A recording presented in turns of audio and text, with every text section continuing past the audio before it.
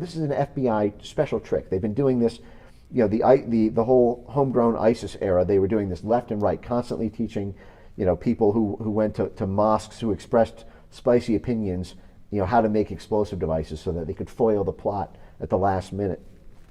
I mean, actually, a similar thing with the 1993 World Trade Center bombing. If folks recall, Ilham Saleh, who was the FBI informant that the FBI had on the terrorist team who planted the 1993 World Trade Center bomb, was actually planting the FBI explosives. He was an FBI informant telling his handlers, why are you telling me to do this? These are live devices. You're going to switch it out later. And then magically it wasn't switched out. But you have the same thing happening with the January 6th pipe bomb affair. That the ISIS, my fear is in the worst case scenario of the Trump assassination, is that it's a redux of the January 6th mystery pipe bomber, which is you have this 1-2 punch of the Secret Service and the FBI collaborating to hide the involvement of a federal informant in the network because of the size of the scandal it would be if the greatest potential attack on the free world on January 6th, which was supposed to be pipe bombs planted at the major party headquarters of both major political parties in the United States. Even Osama bin Laden didn't do that, as we were told. This is supposed to be the most dangerous man on planet Earth right now. He could still be out there. And yet 3 years later, we have not had a single video file released since September 2021. We don't know the age, the race, the sex, not a single detail. We don't know if it's a guy or a girl. This person was walking around on foot 90 minutes around the home court fortress, the national security state, Capitol Hill, for 90 minutes, touching surfaces. We don't have a single hair cell, skin cell follicle, nothing to be able to ID the person. They even blotted out the person's eyes so that we couldn't, if this person was a member of the military or potentially a member of a federal agency, we wouldn't be able to look that up in files. They have a tape, they have a video camera at the DNC headquarters overlooking the park bench where the device was planted, but they cut off the tape before he takes the device out, so we didn't even know if it was the same device. So the FBI seizes the evidence, and the Secret Service, misses it, seemingly strategically, because we learned a year after January 6th, it took a year. Remember, a year from now will get us into the next election result already. It turned out that the DNC building was exactly where Kamala Harris was driven to when the pipe bomb was discovered. The Justice Department lied to federal judges and lied to defense attorneys for the first year after January 6th, telling judges and grand juries that Kamala Harris was in the Capitol building. But it turned out she was actually at the DNC building, which meant the Secret Service was protecting her, which meant the Secret Service had to have cased the area to discover to look for a potential pipe bomb. And they missed the pipe bomb on the front leg of the park bench at the entrance to the building. But then the Secret Service, as we discussed, pushed a magic update that killed all of their communications, so all of the records and how they were talking to each other is no longer discoverable. So the FBI seizes the video cameras, so we can't get the evidence about whether or not it was the same device, and the Secret Service purges all of the communications, so we can't see if there was a rogue agent who was informed, hey, you're the one who's on patrol for this area, don't look at the park bench. Whatever you see there, let it be. Yeah. And then the story just mysteriously dies. Right, but we have the same thing here with the Trump assassination. Before we jump into that, just real quick, I want to.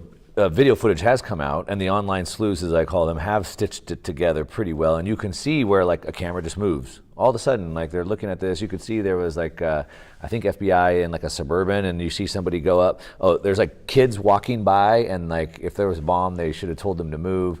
And then the bomb itself, I believe, you could see like the device, the triggers on that device, which is exactly what like the FBI uses in all their trainings. I think something like that. Yeah, right? and I haven't validated that specific information and whether it was true or not. Yeah. I know that you can argue that there was actually something weirdly similar actually about the January 6th explosive devices that came out from the federal explosives report that was done on it. I remember there being sort of strange similarities there, but you don't know if that's because an informant gave it to that person, or if there's something standard that's used by feds, but it's also used by people who are in the civilian class, or if it's something that can be purchased. Part of this is we don't know. Oftentimes, you get the serial number and you trace what store they bought it from, and that will sort of tell you the story about whether or not it potentially came from an agency or if it came from a retail. Yeah. But more importantly, you can't learn to make a pipe bomb in chemistry class. Someone needs to teach you how to do it. And you can, going online automatically puts you in an FBI database. If you run a Google search for how to make a pipe bomb, you are screwed. Your life. They're coming to your house. So the Intercept reported this 7 years ago. My father-in-law is a Vietnam vet, and he lived out in Arizona, and he likes to shoot firearms, and he was buying different types of weapons just to shoot out there. And he did Google, I forget what it was, maybe like a rocket launcher or something. I forget what he Googled, and they came to his house.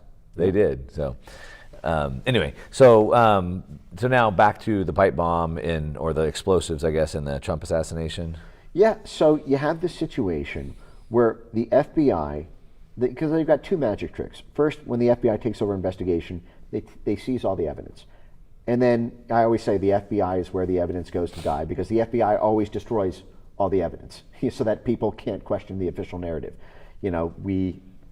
For example, there are still unanswered questions about what happened at the Pentagon on 9/11. I'm not even entering the world of 9/11 conspiracy theories. There's just a simple, strange fact that nobody, the Pentagon is the single most defended building on planet Earth. It is the home base of the most powerful military mankind has ever had, and a plane hit it in broad daylight, and no one has ever seen a video of that. The Pentagon has cameras that face outward all over the building, and we're over 20 years later. The FBI took all that. You remember the Oklahoma City bombing in 1995, where the FBI was all over that from top to bottom, and I could go through that a million ways. This is how Merrick Garland, our current Justice Department Attorney General, made his career with the Oklahoma City bombing. You've never seen a video of the Oklahoma City bombing. You've only seen civilian video of the aftermath. The FBI had something like 22 cameras that were from the building that were all supposed to be warehoused off-site. That is, they pipes it in case something happened to the building. In case it exploded, they'd still have the video footage. The FBI said all of the videotapes magically disappeared or were corrupted. It was the same thing with the January 6th pipe bomber. They used geofencing in order to get 1,000 people arrested on January 6th, get their cell phone data, court-ordered subpoenas to AT&T to get everyone's text messages and where they were and track their locations. The only person they weren't able to get that for was the January 6th pipe bomber. Yeah. The head of the Washington field office, Stephen D'Antuono, who magically was the head of the Detroit, Michigan FBI field office for the Gretchen Whitmer Fednapping plot. That is, wow. It was the same FBI office that was responsible for teaching people how to make pipe bombs for an FBI plot in October 2020. That guy was magically transported from the Siberia office. That's what the nickname for the Detroit office is at the FBI. They called the Detroit office the Siberia office because how far away it is from the power structure of. He gets this magic promotion to the head of the Washington D.C. field office, the biggest field office, in December, just 1 month before the January 6th affair, and then lo and behold, Stephen D'Antuono comes out, and he only admits this after he had left the FBI, by the way, when he was interviewed afterwards. And he said, we couldn't get the cell phone data because the provider came back and told us the data was corrupted. Well, isn't that convenient? Yeah. Magically, the third-party provider only corrupt, all that would take is one conversation from somebody at the FBI or somebody in an intermediary, somebody at the DNC, somebody higher up in the IC, to tell the telecom company, who they have these favors for favors relationships with, 7 ways from Sunday, by the way, AT&T and Sprint and all these guys, the big telecom companies and the IC, to say, hey, corrupt this file. This one goes in the digital paper shredder, and that's all it would take. Just one line entry, internally, and kill the evidence so that the FBI has a consistent story. And you'll be rewarded with a federal contract later in time for this. We'll make it worth your while. Yeah. We'll jump on this, and nobody will know about it because it's an FBI ongoing investigation. This is the cute trick.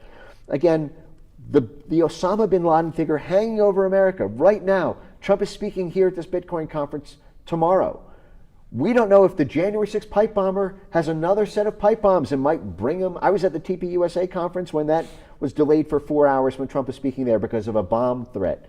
The FBI is not accountable to the American people because they can keep this ongoing investigation open for 100 years. The same way they did with the JFK assassination, which took a special congressional review board set up 30 years later to even get what we now know. But frankly, I think that all of this needs to be, I say, freezed and seized immediately by Congress. You have to immediately set up a parallel investigation that just basically gets them real-time copies of everything the FBI has so that it's preserved.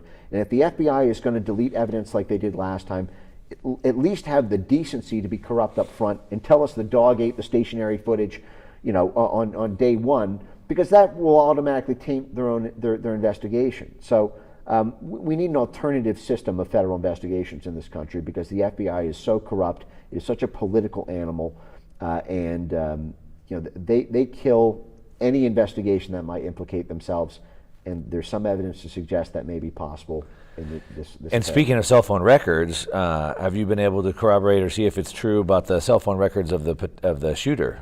Supposedly, they saw that he had multiple visits to his house and his work from somebody who also was going to like the FBI headquarters. Have you seen that cell phone data?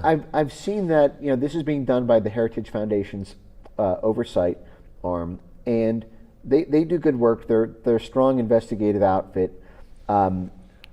What I've seen is still a little bit too preliminary for me to really weigh in on.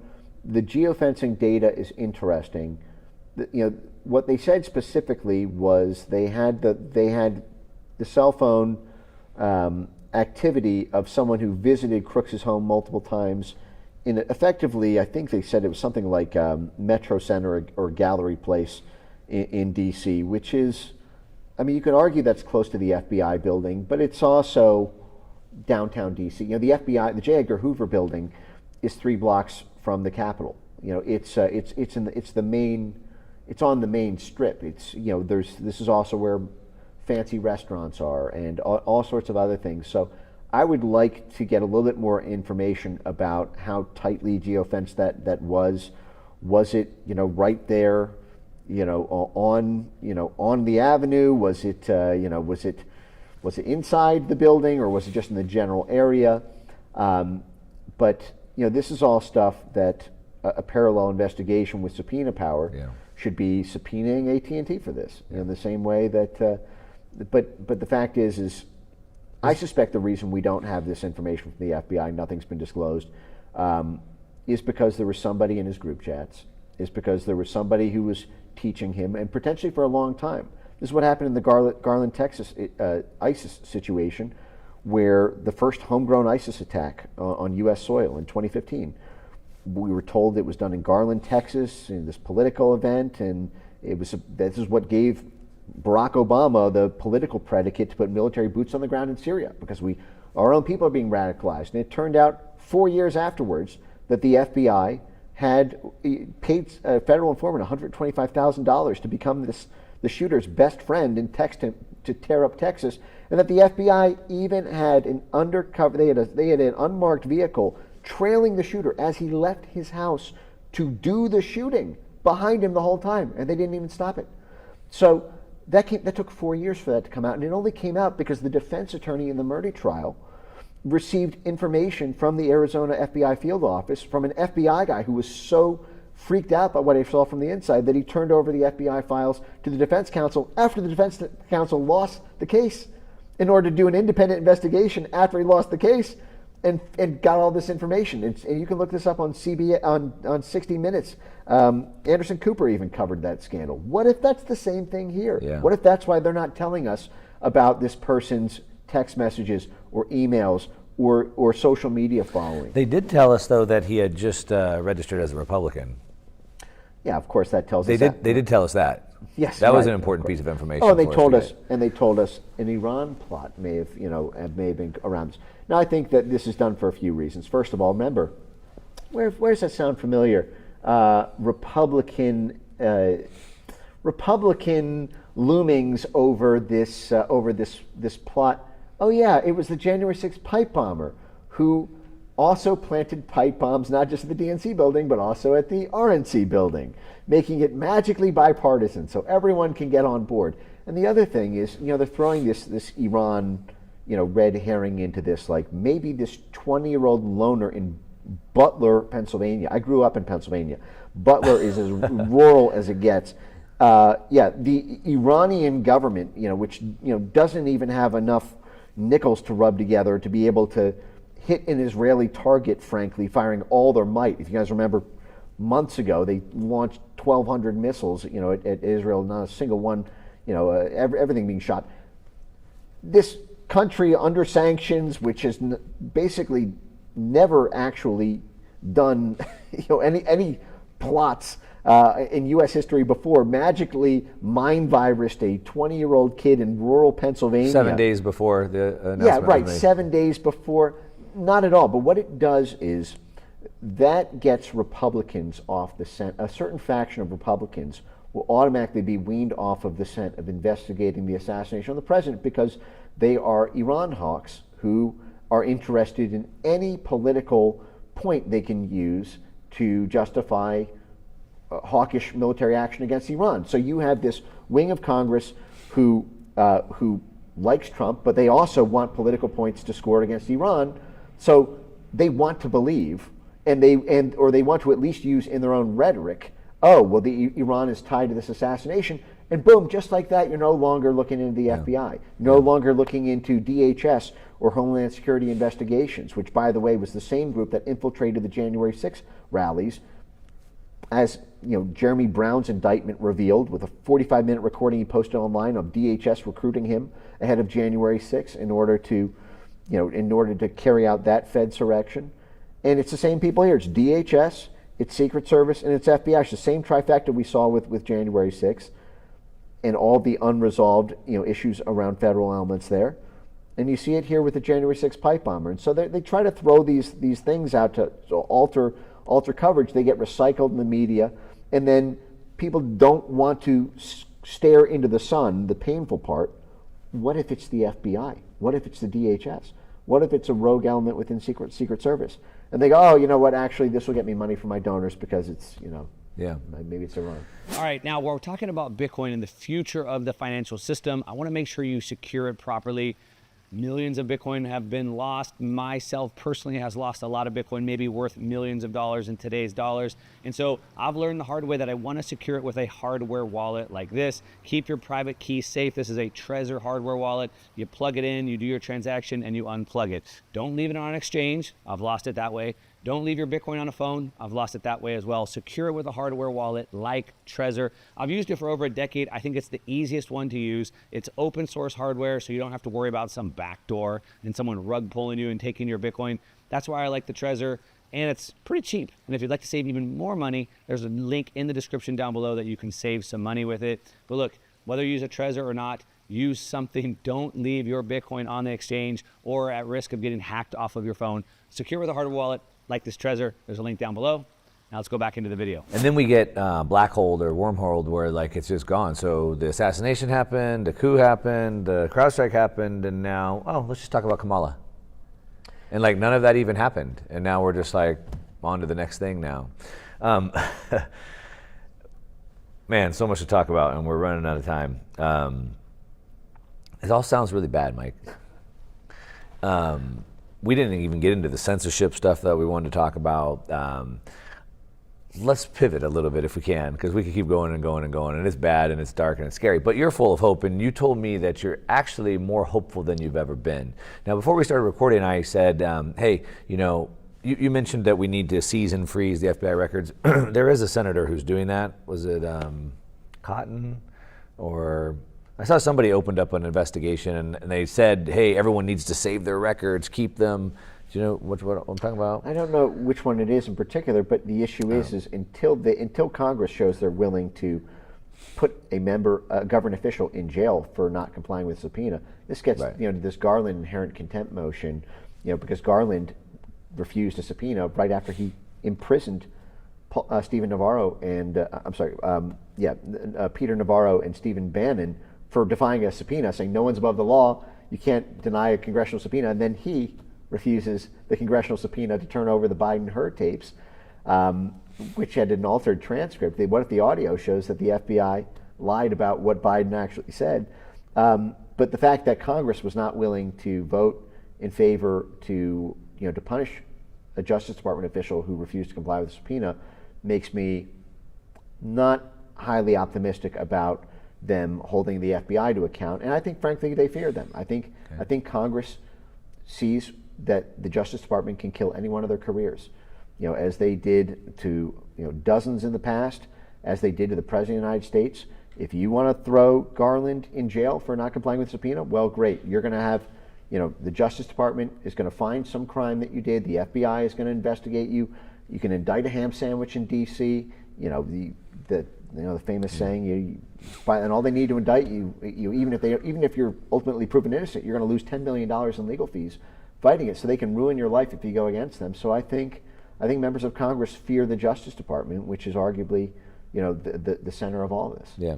So that's a good segue back to the point I was trying to make, which is you're more hopeful than you've ever been. But at the same time, I see a few people standing up in the face of this, Jim Jordan being one of those good people, Thomas Massey, there's a couple of them out there. But I asked you earlier, it almost seems like they're all bark, no bite. Maybe they're toothless or whatever. And that's the exact point you just made, right? A lot of the Congress is actually even afraid to do this. And so while I see a few good men and they're willing to stand up in the face of this and bring it up, at least bring it to the public light and shine light on it, you just said they're afraid. And so how do things change if they're afraid and we have a few good people but they're powerless or helpless in the face of that? Well, you need a critical mass, and you need trench warfare over the course of years and decades. In this case, there have been a lot of victories. I mean, just to get back on why I'm more hopeful than I've ever been, we're winning the battle as it was being waged from 2016 to 2020, or from, that's basically, I think, the time period here. In my front on taking on the censorship industry, I've been in this fight since 2016, present at the creation, if you will, of the censorship industry. I was chronicling it and writing a book on it as it was all happening. It's one of the reasons I'm sort of, I think, the repository for a lot of this knowledge. And I was, even then, touring the country, trying to convince people, trying to get a political coalition together, and no one would believe me. It was real. The people who did believe it was real would throw their hands up and say, well, there's nothing we can do about it. The people who said, well, maybe there's something we could do about it, didn't have enough people around them to form a political coalition that was that had any teeth to it. And what we have now is a very different state of play. As I've mentioned, I've worked with 8 different congressional committees on this. Everyone's interested in taking this on. State legislatures are interested in taking this on. State attorney generals are all launching lawsuits. I mean, dozen lawsuits from the state attorney general of Texas, the state attorney general of Missouri, state attorney general of Louisiana. You're seeing this in Tennessee. I mean, it's happening all across the board, and I think part of this was because things got so bad that it became a matter of survival. It became, there's this saying that, you may not care about politics, but politics cares about you. Right. I think people who didn't want to stare into the sun to confront the enormity of the problems, and so we're just looking away this whole time as they were being destroyed, have finally started to put sunglasses on and see the shape of the beast that's been staring at them this whole time. They don't like what they see, and are starting to form this kind of whole of society alliance, if you will, which I think spans everything from Elon Musk at the private sector level to Silicon Valley. Frankly, it seems like almost half of Silicon Valley is turning red between David Sachs and Mark Andreessen and Chamath, and there's there was a sold out Silicon Valley fundraiser for Trump just a month and a half ago. You see these public-private partnerships starting to form between these folks and the state of Texas, and to some extent the state of Florida, trying to sort of recreate that kind of power structure where you have some protection from your. This is what Google did to get big. Google was a government buddy from day one, and you do need that intertwined whole of society alliance where you have the government, the private sector, the media, and civil society institutions at the university level and at the NGO level, all working in tandem towards a common cause. And we know the power of that because that's their term, whole of society. That's their term for their own censorship network, the whole of society counter misinformation network. But we're starting to have that on the freedom side, and we have racked up big wins. And, the fact is, just 2 weeks ago, Jim Jordan held a hearing on the scandal of GARM, the Global Advertisers for Responsible Media, this big advertising boycotting syndicate in control of $2.6 billion of programmatic ad spend every year, which was being used politically to destroy alternative media. They were hauled before Congress on antitrust grounds. The person from Group M, the CEO, who just testified at the hearing 2 weeks ago, was just fired last week. You see now the major universities who are responsible for the censorship apparatus being laundered through the National Science Foundation or the Department of Homeland Security or the FBI. Places like the Stanford Internet Observatory were just got shut down by Stanford University. They, and a great example of this is Nina Jankowicz, who was the head of the Disinformation Governance Board for DHS, who in disgrace. She penned an article right after the Supreme Court decision, which upheld, sadly, some elements of government censorship, complaining that it was not enough to have the Supreme Court allow this to go on because the problem was they had lost their political legitimacy because everyone now knows what they do, and so it's easier to stamp it out. It's not the end-all be-all, but the fact is we are at the awareness stage, which is the precursor to legal action, the precursor to political action, the precursor to cultural action. Tucker Carlson just overtook Joe Rogan as the #1 podcast in America. On the top 6 podcasts in America, Tucker Carlson, Dan Bongino, and Joe Rogan are the top 3 of 6. The fact is the message of these are all alternative media views, and yet they're bigger than the entire mainstream media. So the alternative has become the mainstream in that way. The issue is the money is still in the mainstream, and money is clout is legitimacy. And so even though we are now more numerous than we've ever been, we now are, I think if you look at public sentiment, there's more of us than there have ever been. The institutions are bigger than they've ever been, but they are now going upstream of that using tactics they have not had to use before. Assassination attempts, lawfare. No president has ever been indicted in this country before. But to stop the rise of Donald Trump, they had to indict him on 91 felony charges. 91. But the lawfare, the use of government regulation, these laws around the world to install censorship are very new. They're being advocated for by our own U.S. State Department in a very corrupt fashion. This is ending the distinction between the U.S. free media model and the China-style state media model. That's now ending. The EU's Digital Services Act has a disinformation compliance requirement, which means the EU gets to determine what can be on every social media platform simply by calling something disinformation. They all work through these. All the disinformation experts, by the way, are these CIA cutout organizations.